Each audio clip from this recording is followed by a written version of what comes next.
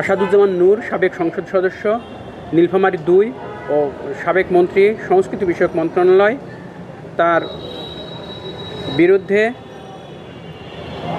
জ্ঞাত আয়ের উৎসের সাথে অসঙ্গতিপূর্ণ 5,37,00,000 টাকা মূল্যের সম্পদ অর্জন ও উহা ভোগ দখলের রাখা এবং নিজ নামীয় 19টি ব্যাংক হিসাবে 158,78,00,000 টাকার সন্দেহজনক লেনদেন করার অপরাধে কমিশন কর্তৃক তার বিরুদ্ধে দুর্নীতি দমন কমিশন আইন 2004-এর 27-এর 1 ধারা, মানি লন্ডারিং প্রতিরোধ আইন 2012-এর 4-2 এবং 4-3 ধারা তৎসহ দুর্নীতি প্রতিরোধ আইন 1947-এর 5-2 ধারায় একটি মামলা রুজুর অনুমোদন দিয়েছেন কমিশন। একটু যদি বলতেন যে আসলে অপরাধটা কি সে করছে, না দেখে একটু যদি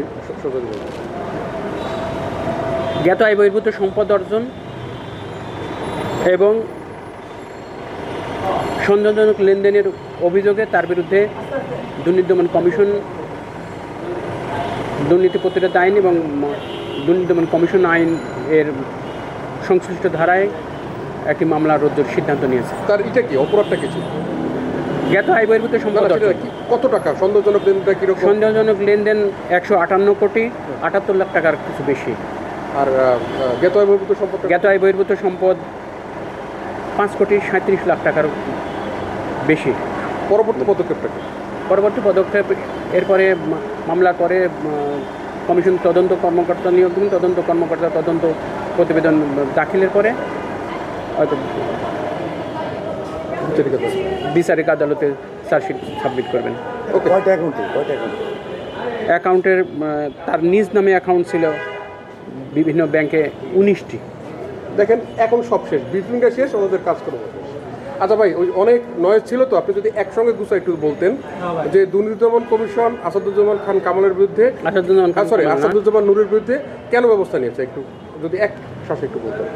সাবেক সংসদ সদস্য আসাদুজ্জামান নূর নীলফামারী 2-এর সংসদ সদস্য ছিলেন উনি এবং সাবেক সংস্কৃতি বিষয়ক মন্ত্রী ছিলেন।